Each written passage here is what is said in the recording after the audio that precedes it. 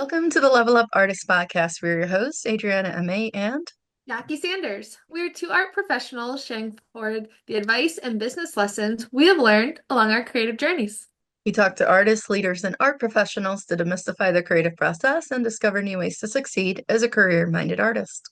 If you find value in these conversations, please go ahead and subscribe. This will help other creatives like you find our podcast, and you'll be notified when we drop a new episode every Tuesday. So, on today's episode, we are excited to welcome back Lauren Cooper. Welcome, Lauren.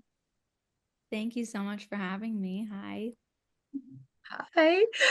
So we're looking forward. Last time that Lauren was on, we had her as part of the Rooted team and Muralist event, and you guys can look back. We have two episodes on that. But we wanted to invite Lauren back so we can discuss her artistic journey, mural practice, helping others, finding joy in the process, some business pivots in there, all that kind of good stuff. Yeah, I'm so excited to kind of launch off of our previous conversation. But real quick, let's go ahead and give our listeners a background of you and your work for those who may not be familiar quite yet. Yeah, so Lauren Cooper is passionate about creating a visual story that helps businesses become brands. Rosemont Lane was founded on the idea that art is a core piece of our human experience. She combines her love and knowledge of design and brand strategy and a marketing experience that resonates. She is a creative mom who brings spaces to life with murals and also helps artists behind the scenes with their businesses. And of course, that's a very formal introduction for our listeners, Lauren. But how would you describe your work to someone who has never seen it before? Well, in terms of murals, I would say my work is fairly whimsical and almost elementary. And that kind of has helped me eventually find one of my favorite clients, which is I've been painting a lot for like kids, elementary schools. Um, but that being said, I am really good at creating a branded experience for my clients. And so I can kind of like adapt to their needs. So I don't know, I wouldn't say that Rosemont Lane necessarily has a style or that I have like a very specific artistic style. However, you see my Instagram feed and I feel like there is kind of like an essence or a vibe to that. It's just that it's not exactly who I am as a person and an artist. And I'm excited to continue to find who that person is. But I feel like being a self-taught artist, I just kind of like jumped into what do people need? And then I solved that through visuals. Nice, Mm. that's perfect. Now, um, reading a little bit more about, kind of like your background, it looks like you were in journalism at some point and then transitioned to art and design, which, like you said, is self-taught. But how do you overcome, the most challenging parts of that transition? Well, so I studied journalism in college really because I think that I liked the storytelling aspect of it. And to be honest, can we curse on this? We shouldn't. You can- You're I'm a good. shit writer. Like I am literally one of the worst writers ever. But I think I kind of excelled in the storytelling part of journalism with like photojournalism and other stuff. Anyways, um, I kind of pivoted and used the idea that like I really liked meeting people and I liked telling their stories and giving them a platform. Like I didn't want it to be about me into art. And I did use my journalism degree to work in fashion, which also is artistic and colorful and creative. And I have a marketing background within that field. So it kind of just all like combined into this career side post college. But I got into the art, into creative field just because I knew I wanted to be a mom. And I thought I want to do something that, is like I can create my own schedule with. But it was actually my husband. We were walking through this art gallery at this gorgeous place in Los Angeles. It's called the Brewery Art Walk. I think it happens twice a year in April and October. And we were there one time and my husband, who was my boyfriend at the time, looked at me and said, like, I think that you could be an artist. And I was like, hmm. Maybe I could. Like that could be interesting. He just knew like I was kind of had like creative expression in many different ways. I was always the friend who would like draw pictures for people or like, help style my friends.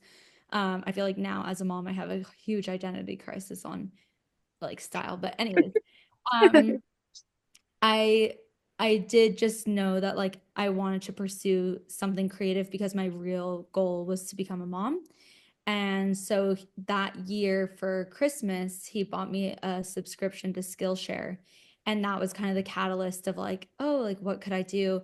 My journey started with calligraphy, and I very quickly learned that I didn't want to do that. I think it's a beautiful art, but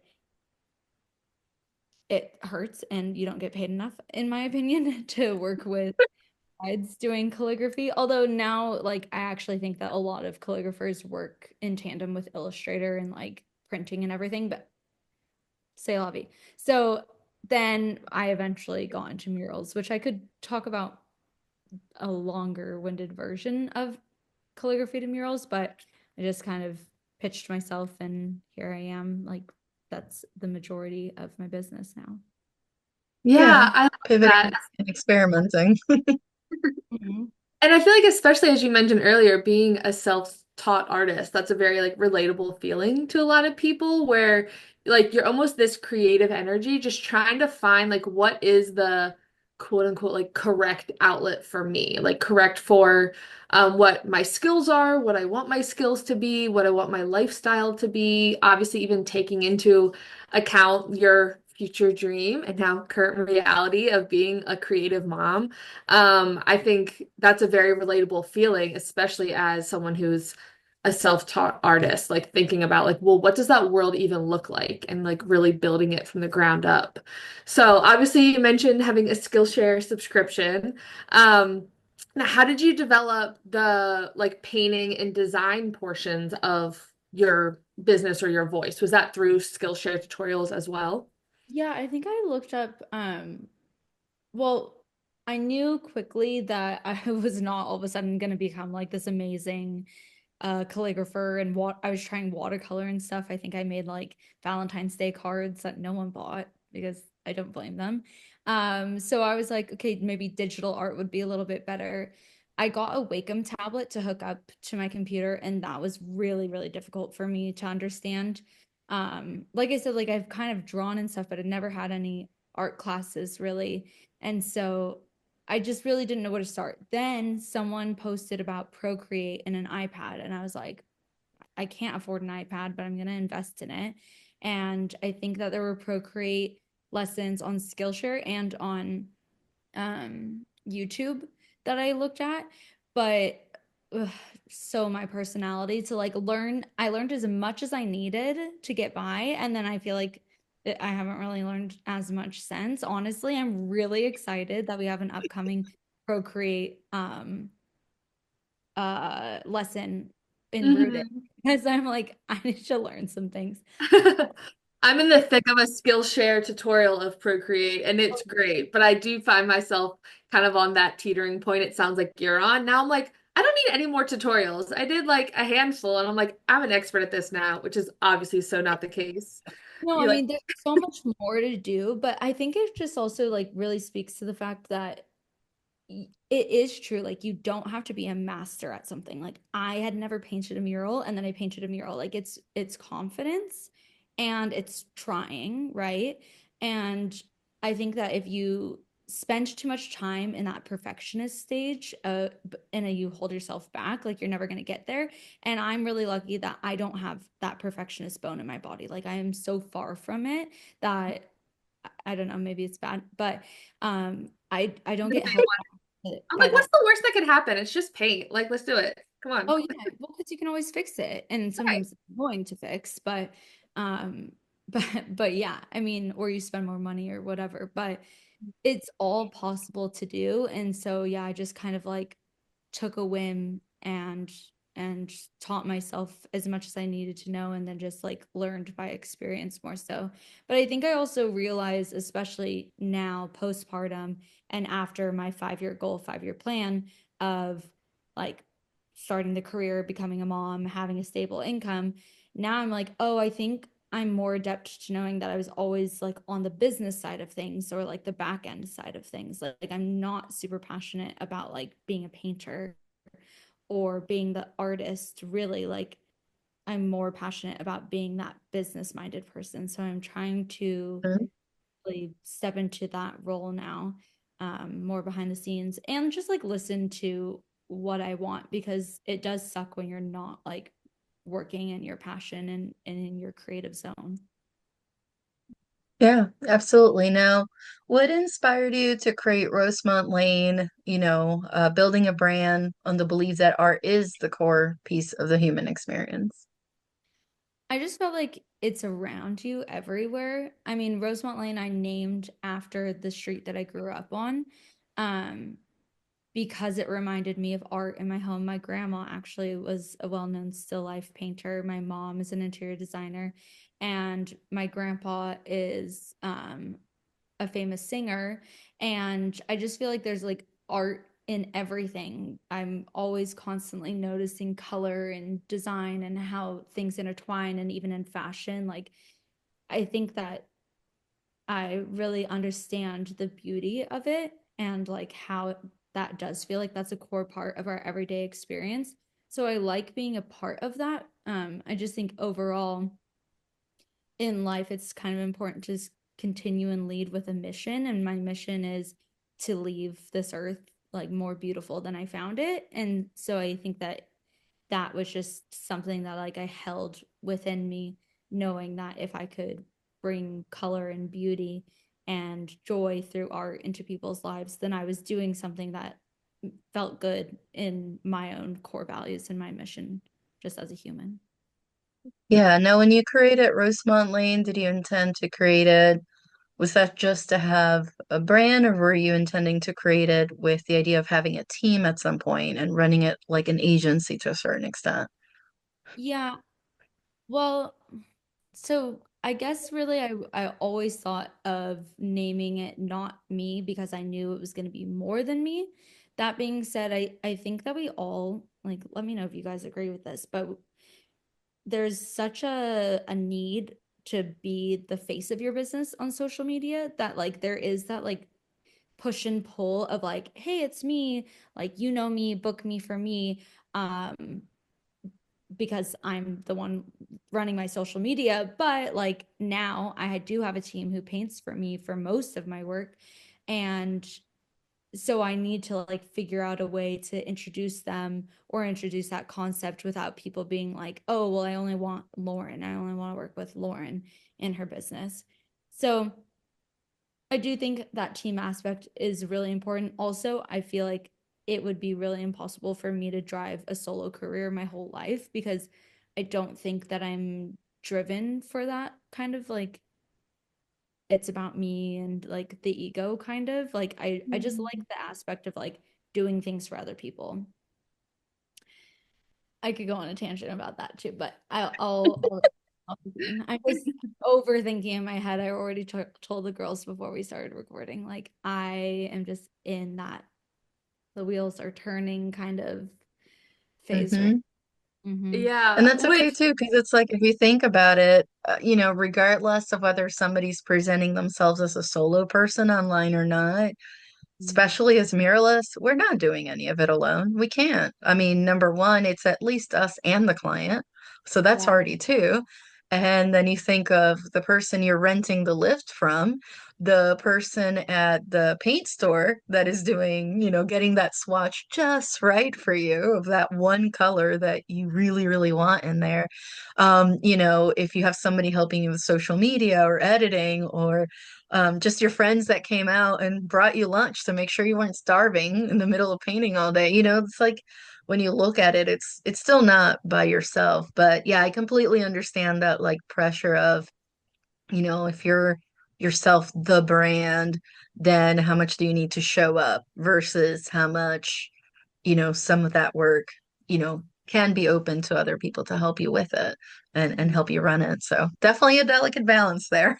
Yeah, I feel like adding in your personal brand to your business is the answer to that, but then almost makes at least just for me, like I am overthinking this because then I'm intertwining myself even more with the business and wanting to not necessarily be like all that the business is about. But if that's what we need to do in this day and age right now on social media, then I'm happy to do it because it is still like going to that end goal of helping others. And I've been able to kind of have that help me pivot into some of the other things that I'm doing besides murals. Yeah, and I think one piece of advice that really helped me, I don't necessarily have a perfect answer, unfortunately, but it helped solidify um, the idea in that thinking about not just how you're going to start your business, but how do you want to end your business, which can be a really hard thing to think about when people are like, well, I haven't even had my first 10 clients yet. Like, what are you talking about ending my business?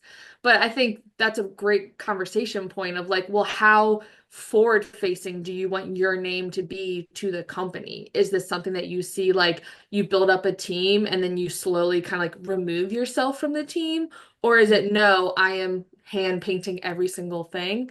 Um, as a daughter of several family businesses that use the last name Sanders in their companies, it is definitely a big conversation. So I respect that you've even been thinking about that, which I'm sure also being a mother, I'm Mhm. curious how that has influenced your creative process and your mindset with the work that you do.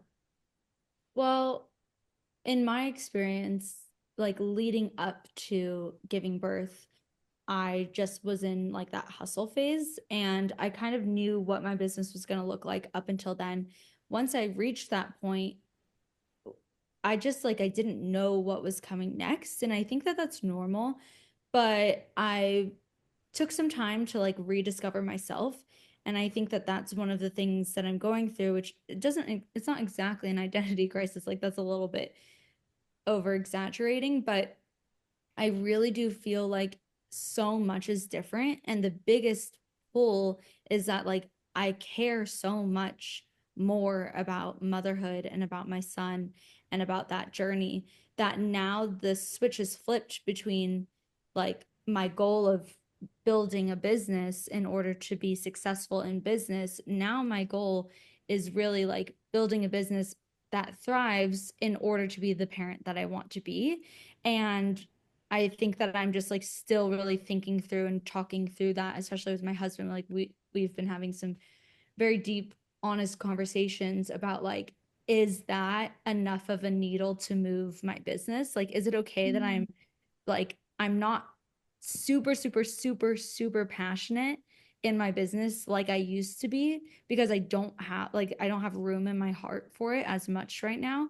But can the passion of being a successful mom and being the mom that I want to be by bringing in income and like supporting and living the life that I want to live, is that enough of movement and just like is that enough to continue with Rosemont Lane. You Mhm. know, I just feel like there's so many people. You don't have to be a mom to like have days in your business where you're like, is this what I want to be doing? Like, is this right? You know, like I just feel like we all have those moments. Um, Even in the most successful times, like sometimes it's just natural to be like, is this right? You know, to ask yourself those questions and constantly check in. And I think that an evolution like motherhood for me was just more shocking than I thought it was going to be in terms of like my desires and everything. So yeah, that's where I'm at. And I think the answer is like yes, I definitely think that my invigoration can come from like motherhood and I can still use that as a momentum for my business. But I'm crafting it in a way that makes more sense for the limited time because right now I'm cramming an entire business between 10 a.m. and 2 p.m. Monday through Thursday, and then um, doing like 1 hour here and there in my schedule that fits as best as possible. So like mostly when my son is sleeping or on Mhm. the weekends, like every once in a while, which I used to be like, oh, I don't want to work on the weekends. But now if he's sleeping, I'll do some extra hours because I'd rather prioritize him and like being involved. And it's hard, to be Yeah. honest. Yeah, I can imagine and I appreciate you being like so honest and transparent and open about that because I think to your point, whether it is motherhood, whether it's losing a loved one, whether it's moving a physical location to a new city, like we all have these pivotal changes in our day-to-day lives outside of our business that inevitably will affect the relationship that we have to work. I always referring to people like, well, what is your why? Like, why are you building this business? And I think that disconnect of, well, maybe our whys change over time. And what does that mean? And what is that kind of to your point, like an identity crisis of not just who you are, but what is my business? What is the purpose of it? And being okay with the ebbs and flows of that. So I'm curious with reflecting on all of this and how it's changed your mindset. What do you feel like are business pivots that you've experienced and or are thinking about implementing with your business, and how do you manage that transition? Yeah, I think one of the biggest things was that I wanted to open up space for me being able to help other people who are very, very clear about their current vision and their why. And I think almost I like needed to attach to people who like had a mission. Like I was so excited to get involved with Rooted because I was like, that I want like a heavy, fast, amazing train to hop onto and be like, I can help. Here's how I can help. Uh, Mm, because in my own business, I was feeling stuck and lost. And so helping other businesses thrive in like the height of their business was really, really exciting to me. I've also stepped in doing creatives. Behind the scenes for a marketing agency. And so like I'm making reels and story graphics for a couple of their clients.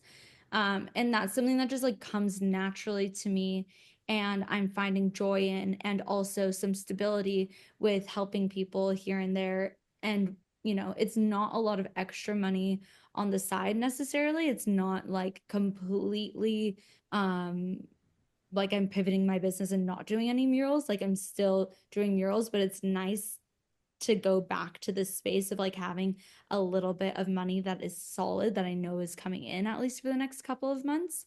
And so that's kind of like the stability that I was looking for, especially with this limited time.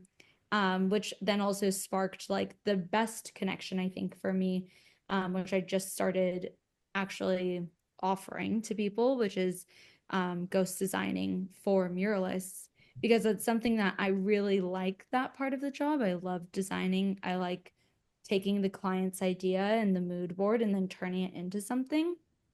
Um, and so yeah, I've opened up this offer of ghost designing for muralists. I don't need to have credit my name written on the mural. Like the client doesn't even need to know, but it's great for a handful of reasons. Some muralists don't even know Procreate yet, right? They're like either hand drawing their designs or they're doing it in Canva.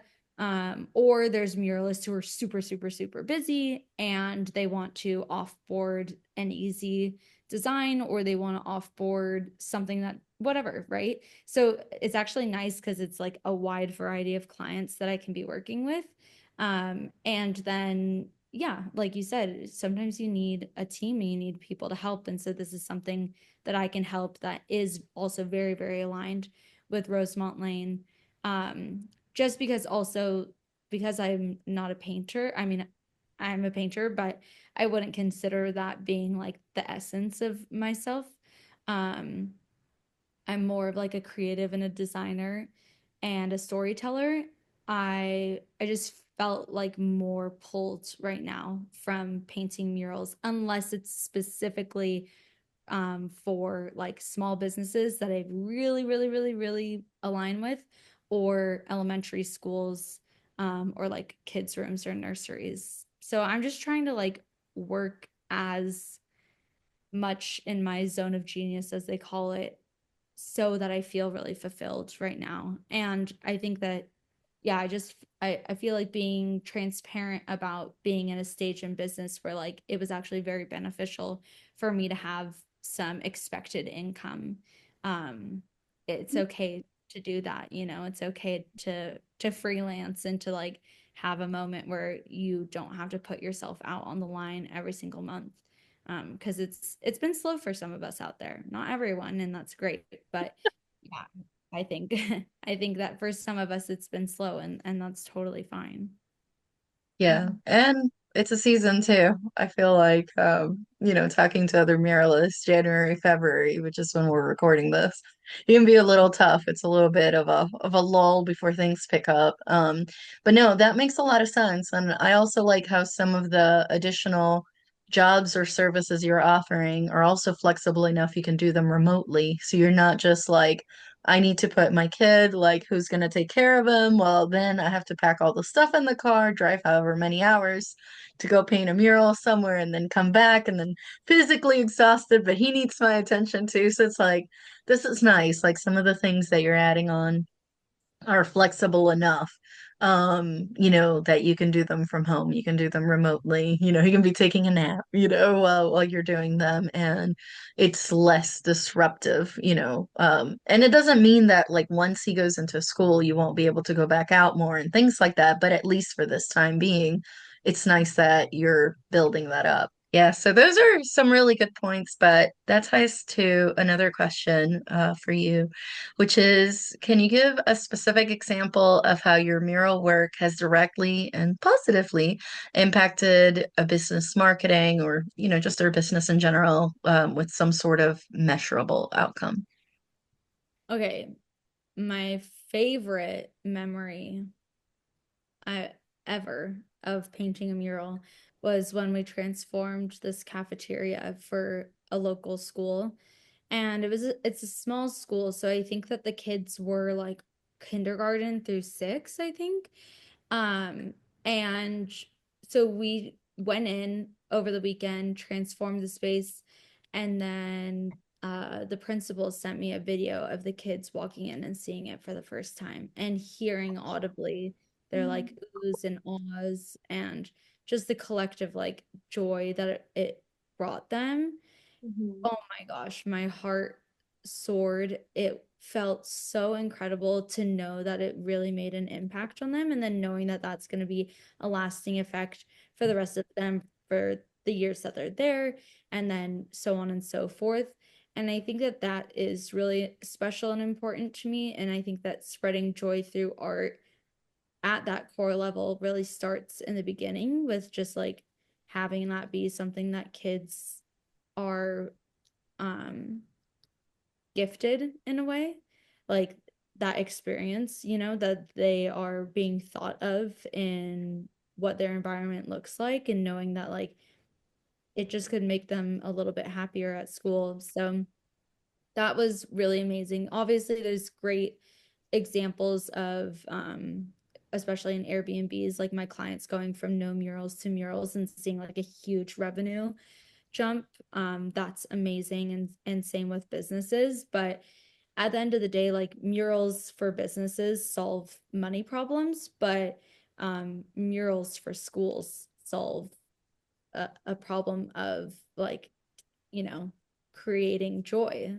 or rather the lack of joy in a space, and then being able to bring in a little bit of color and just changing the way a place feels.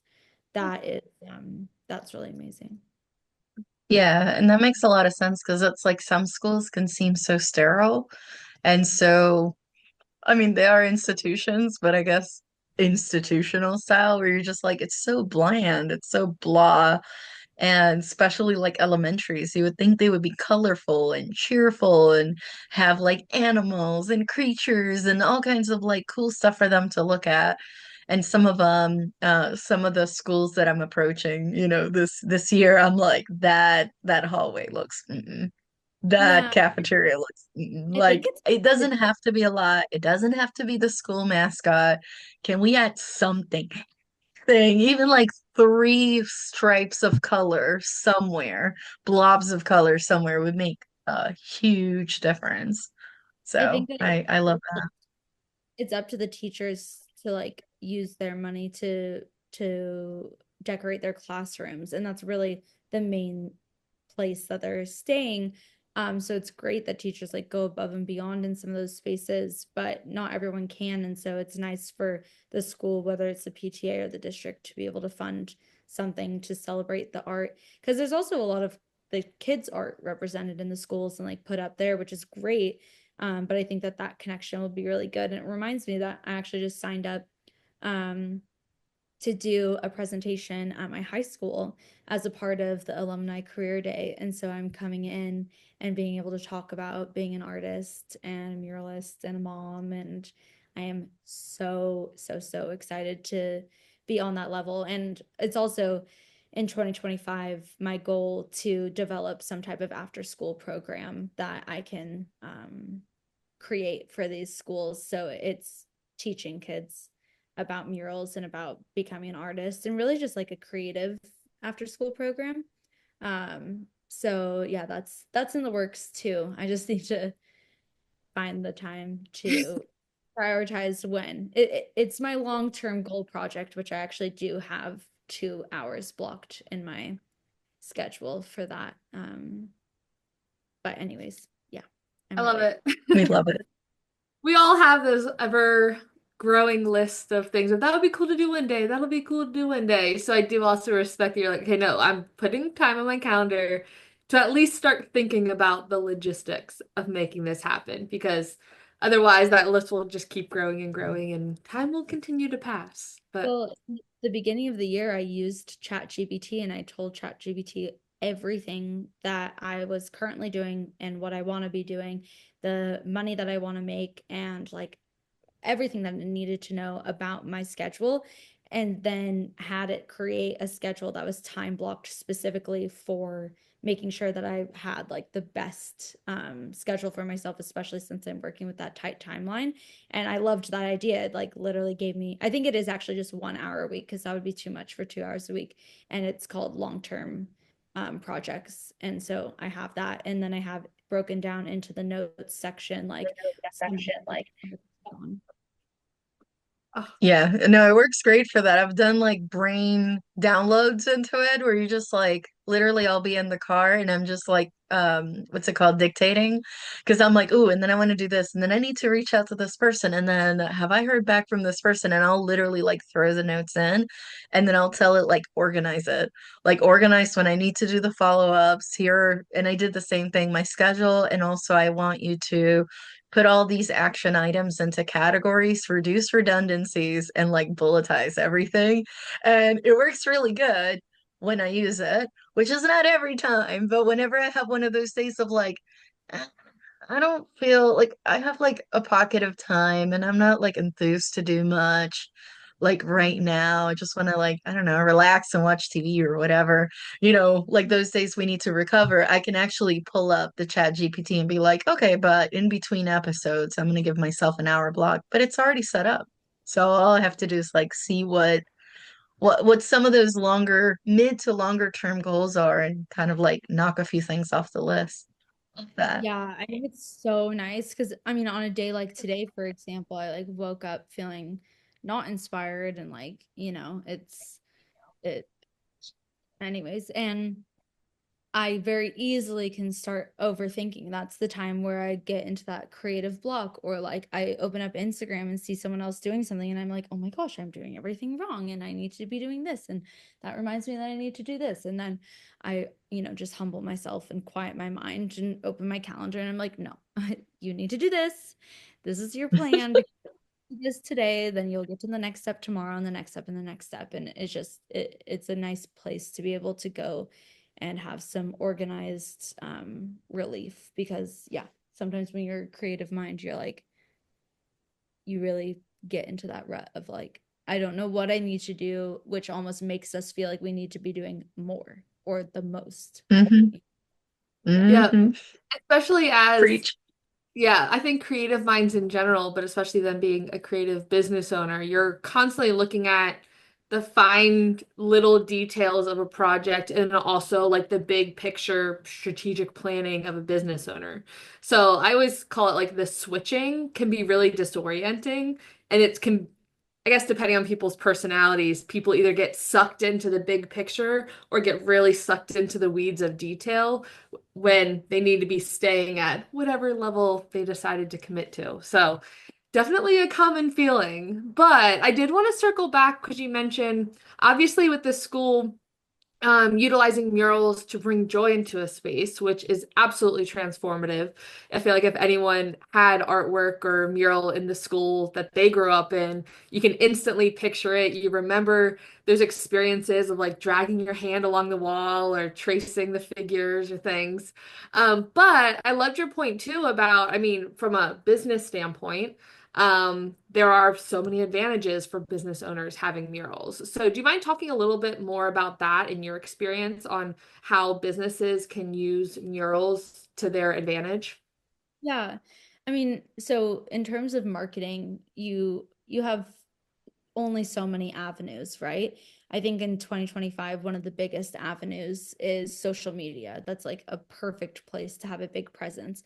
And so when I'm telling people or pitching myself to potential clients, I say one of the best ways to get on social media and not just create your own content is to encourage people to create their own. You call it UGC, and maybe it'll make you sound a little bit more interesting to your smaller business potential clients who don't know that that means user generated content. Um, and it's just really important for them to know that there's an opportunity that they're missing out on by not having people represent the marketing for their own space by creating content, posting, tagging, all that stuff, right? So there's social media, and then also depending on like where the mural is placed, there's potential for getting people to actually walk in and be attracted to the space that's new because of the art. There's also an opportunity to celebrate community, and create a conversation piece through that. There's also an opportunity to boost office morale if you're doing something for like a larger office space. I'm trying to think of all of the other bullet points that I list depending on the business, right? I try to curate them depending on like what that business represents. And really for the mural either matters because it's like within the business. So it's like for the office morale, it's for social media, it's just to like transform a space, showing them like a blank wall to a wall with a mural. Or if it's outward facing to have them get more clients, it's an opportunity for them to brand their space and have that be something that they recognize. For Airbnbs, a lot of the time, like just to give a quick example, Airbnbs, I tell them to think about themselves as creating like a brand, right? So they only have one house that they're trying to attract people to, but your competitor is the hotel or the boutique hotel that they go to every year because they know what experience to expect. And part of that for me, I think, is visual representation. Of what the place is like in your mind, you actually think about it. So a mural is a way to create that branding within your space so then people feel like they're recognizing it and therefore it's trustworthy and they know what to expect and it feels comfortable so that they're going to like book that space. Um, yeah, I guess Oh those are yeah. some of the things that murals can do for businesses. But overall, I just think that probably the biggest selling point in terms of when people are thinking about spending their money is murals are mostly a one and done thing, and a paint can will tell you that a mural can be expected to have a lifespan of 15 years, and we've seen them be up for more. So it's a one-time purchase, hopefully, right? If you don't need anything else with it, for an extremely long-lasting effect if you use it properly. So I think that for people who are spending money, that's like the biggest thing is to tell them that they don't have to upkeep or continue to do X, Y, or Z, right? Yeah. I mean, compare that to an advertising campaign that you have to continue to do every year versus a Mhm. mural. But no, you hit the nail on the head too. And I like too that you mentioned just kind of ties into I am a marketing major, business major, and one of my favorite class was actually consumer behavior. And one of the things we talked about was color psychology and how color in a space can literally change things and how for but lack of a better word, nitpicky brands have to be, like especially the big boutique hotels, they handpick everything down to the knobs, the window blinds, like the print of the cushions, like everything has to meet like these larger brand guidelines. And that's the kind of thing they're thinking about. Like, is this an area that's warmer colors and invites conversation? Is this a cooler area where we need you to just walk through and make your way to the elevator? Like, don't hang out here. Like even the lighting choices, the cooler and the warmer, I mean everything. It's just like there's definitely a lot of science behind it. But yeah, no, you're 100% right. That is another way for businesses to kind of like, make themselves stand out and actually learn from the bigger brands in a way of like, oh, the way this restaurant is, they always use these certain colors because, Dairy Queen, there's a lot of blue in it because cold blue, or Baskin Robbins, they want you to think about the sprinkles and there's this pink going on. Like, there's psychology behind all of this. So definitely using that to your advantage with murals. But one thing that I do want to loop back to, you did mention earlier in talking about having services and helping others. Um, Kind of this idea of like in talking to other creatives and wanting to be straightforward, one thing that you've brought up before is financial transparency. And I do want to ask you a little bit about that and kind of what advice you would give to other creatives that are kind of navigating what does that mean in their Yeah. businesses. Something I feel like I'm definitely gonna say in my presentation for the kids and when I work with younger artists on the job, I try to emphasize this understanding that the money that you make is not the money that you're gonna take home. And I know that that's like a maybe for some people a concept that you can understand very easily, especially if you've run your own business before. But I think that being a self-taught artist and being like building my business from scratch, I did not understand that like making money was going to be the easy part and then managing the money was going to be the hard part. And you have to just really have a keen understanding, even if you don't like it. I hate accounting, like I really do. Um, but you have to have a keen understanding of what you're spending your money on, where it's going. Think about all of the overhead. So your business has overhead, and then your jobs have costs within that job looped in. And so right now, why I'm pivoting is I'm trying to prioritize higher profits for me to take home, compared to murals where I'm outsourcing murals and my profit margins are going down. And when I first started my business, in my first year, I hit six figures, but I was spending a lot of that money because I just wasn't really understanding it and not saving properly for taxes. And I think that like yeah, it's very easy to like be proud of yourself or say, oh, like I booked a $20,000 mural, I booked a $10,000 mural or $5,000 mural, thinking that you made that money. And the way that I just pivot it and say it instead is like my business made this, knowing that I personally made something else.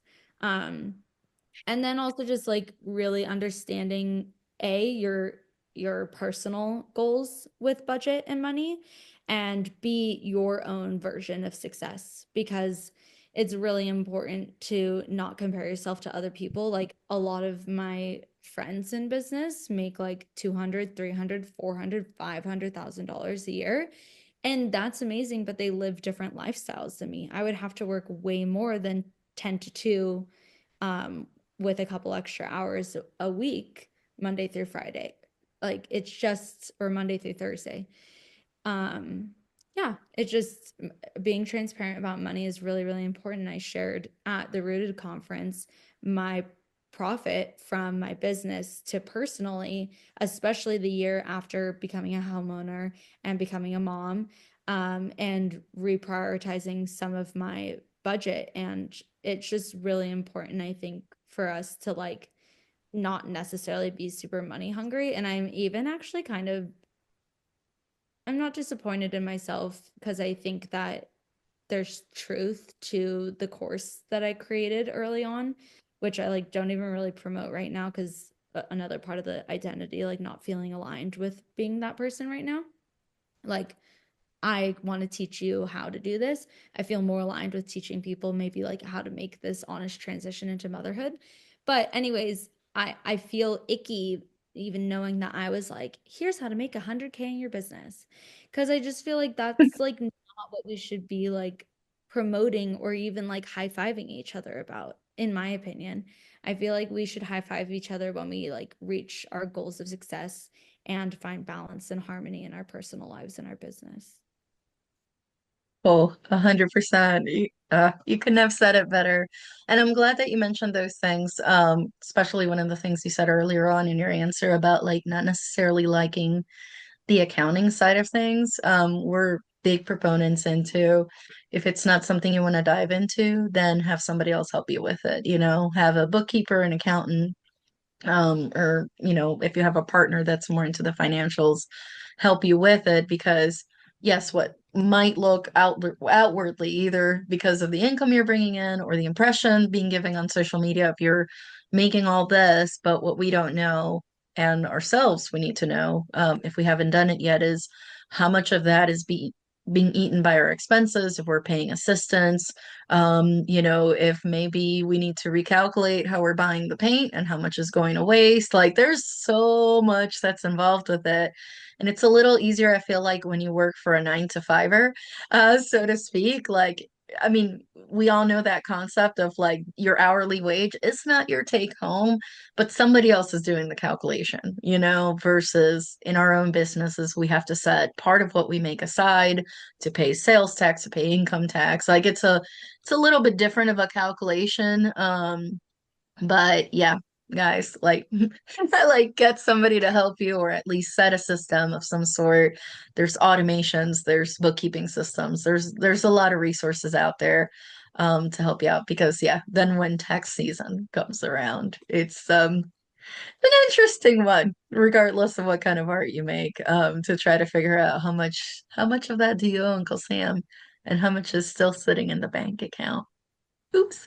Um, so that one's always fun. But you did mention a lot about like defining your success, and that tees it up perfectly because this is the point in the conversation, Lauren, in which we say that we love to ask our guests how they define success. But first, we're going to put a quick word from our sponsors. This episode is brought to you by our Level Up Artist resources. We understand that life as a modern artist can be both exciting and overwhelming. Plus, there's a lot of information out there, but what do visual artists actually need? We've spent countless hours of trial and error, weeding through tons of information to find the gold so that you don't have to waste time going down those endless rabbit holes. We created a library of PDF resources with bonus videos that cover everything from artist documents to exhibition prep, social media to technology, sales strategies, and artist mindset, several templates, and more. Ready to get started? Head on over to levelupartist.com/shop to level up your creative career today. Welcome back, everybody. So, a question we love to ask all of our guests on the podcast is, how do you define success as an artist? To me, success is when you and your business align at your core value as a person. I think, again, for me, it's that mission statement and it's that drive for being a present mom and also someone who can still be creative, have a business, but like that is a small part of the bigger picture of me, as like a wife and a mother and just being able to like enjoy life every day. That is my version of success. And I do have some big financial goals, but money is way less important to me now, um, in this new role as a mom. And so I've been able to kind of take a step back and not be so like hustle and eager and hungry for that because I feel fulfilled in other ways. Nice. I love it. Great answer. Great answer. Thanks. Now, looking back to the start of your journey, what is one piece of advice that you wish you had heard before you got started on this creative journey? Um, I just think that like it really is true that not every day is going to be easy and not every day you're going to feel like showing up. I literally picked the mug that I had earlier because it said the show must go on. It's Freddie Mercury. Um, Love it. yeah, I just think that like it's okay to be a human and be emotional, especially as a woman in business. Um, and just kind of like put yourself first before your business in order for it to thrive. Um, listen to the seasons for sure. I think that you know what you need. And so you really are the only person who can take care of yourself in that, especially when you're starting your own business. So try to just stay in your lane. Put your mask on first before you put it on others, huh? Yeah, exactly, right? Mhm. If someone were to randomly hand you $100, though we may need to adjust this for California, what would you splurge on or invest in? It has to be something that brings you joy and relates to your art or business. Okay, it has to relate to my art and business, has to bring me joy. Hmm. Think I'm getting a massage. I mean, I don't think you can get a massage in Yes. LA for $100, but I definitely feel like the mom and the businesswoman in me is like, I could use a massage. Um, yeah. Yes, Perfect anytime answer. there's like those exercises that's like, what is your dream life and cast the vision? Top of my list is always like a monthly deep tissue massage, like default on the calendar. Like, Yeah. No, my husband and I, we made a budget this year, and then we also made an ideal budget based off of like what we would want our life to be. And I was like, put a monthly massage in there for me. yes. It's something that when my business is doing really well, I will do. But now as a homeowner and yada, yada, yada, like I don't spend a lot of overhead money on like personal stuff. I got a massage, like have you guys seen those? Like they're great for Murals, like the little sleeve massage thing. Yeah. It's so nice from Amazon. Like there's definitely ways that I take care of myself and I go to the gym um at least 4 times a week, but like it is important to take care of yourself, don't get me wrong. But yeah, I don't get my hair done often. I don't get my lashes done. I'm not a muralist who gets her nails done, but found out that like a lot of muralists get their nails done. I don't know why that shocks me. Yeah, I don't know any. that's mind-blowing to me. That's my joke that I'm like, well, I will never wear nail polish because it'll last for maybe 2 days because I'm just gonna Yeah, get paint on it or a chemical or they must have good nail. Right. I'm glad I wasn't the only Maybe. one that felt that at the conference. I'm like, paint our nails. Like, you guys are wild. I know. I Well, I never would guess have thought of doing that. no, no, but I love yeah, it. splurge too much, but yeah, $100 for sure, a massage. What would you guys do right now if you had $100? Oh, that's a great question. Um, You're the first one to turn it back on us. I know. I haven't actually thought about that. We've I done over think, 200 episodes. It's perfect. mhm. Honestly, Hmm. I also just reassessed my budget for the year. And I also just made like my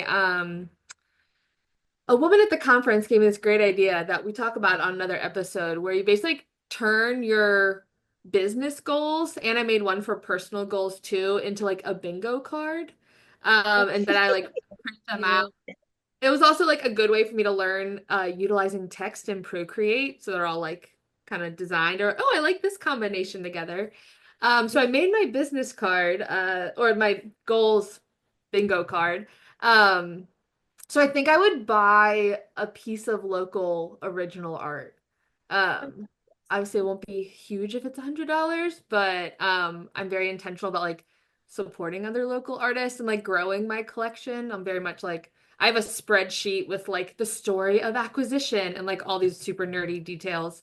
So that's kind of top of mind right now of, oh, it's been a minute since I've budgeted for buying work of other artists. I also have run out of wall space, so that's a future problem, but I think for $100 piece, I could find a corner somewhere. So cool. Nice. I think for me, I'm like, so I'm doing, at the time of this recording, I'm doing a mural workshop in a couple weeks, and it does have like a small retreat element. It's like painting inside an Airbnb, and some of the students are staying in the Airbnb, and others are driving in. And I think with $100, if I had the time, I would love to have like some kind of probably a zebra brush because we all love zebra, but probably like a zebra brush, but it would have like my branding on it as well or something that I could like gift them as like a memento of the workshop experience. Number one, like, yes, here you go.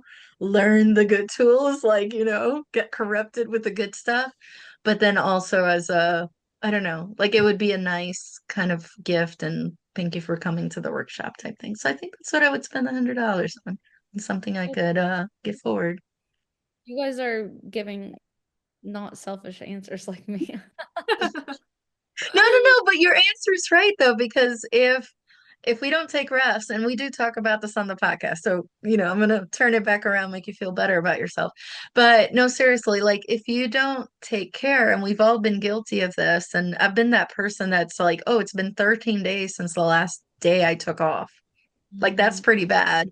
And then I have to show up to a mural site or a painting commission or sculpture or whatever. I'm not showing up as my best self for myself or for my client or for my family because I'm worn out and I'm more likely to burn out. So no, I am with you. Like whether it's exercise or getting a massage or maybe paying somebody to come clean your house, like I don't care. Like that stuff still counts because Yeah. it's giving you back time and like giving you respite so that you can get back up and keep going another day. So, no, massage is a perfectly valid answer. Mhm. I love it. If I Well, had Lauren, $200, just kidding. 200, 300 is a different story. Well, Lauren, this has been so much fun. Real quick, before we let you go on with the rest of your day, what exciting projects that you have coming up that our listeners should know about or that they can support you in? I'm just really excited about this ghost designing that I'm going to be Mhm. doing. So if you are a muralist or an artist want to talk to me about it, I'm kind of curating it as I go because I want it to represent the best possible like collaboration between myself and other muralists.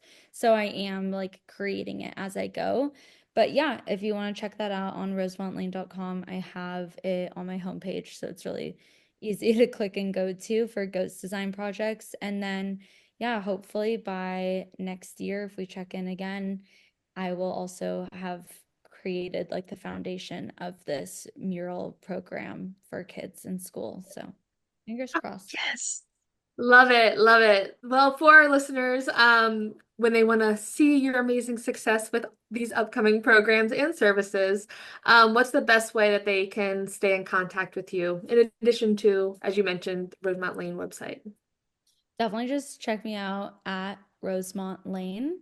Mhm. On Instagram, I'm there. I answer my DMs before my text messages. I'm so sorry to all of my Um, and yeah, we can chat there. I love getting to know people one on one. I think that that's the best part of this job is just connecting with other like-minded creative people who are willing to share their experiences when we have time. And if I don't respond, it's probably because my baby suddenly needed me in the middle of me responding to you. So I will get back to you. It's lost into the ether, gone forever. Nice. Well, we'll make sure to link your website and your Instagram in the show notes. So thank you again for being with us on the podcast again, Lauren. Thanks so much for having me. Good to see you both. Absolutely. Well, in the meantime, for our listeners, if you want to stay connected with us in between episodes, share your feedback, or have a question you would like for us to answer on the podcast, you can reach us through social media. I'm at May Art across all platforms. And I'm J Sanders Studio across all platforms. And if you want to follow the podcast, we are at Level Up Artist on Instagram. Thank you so much for listening. We'll talk to you next week.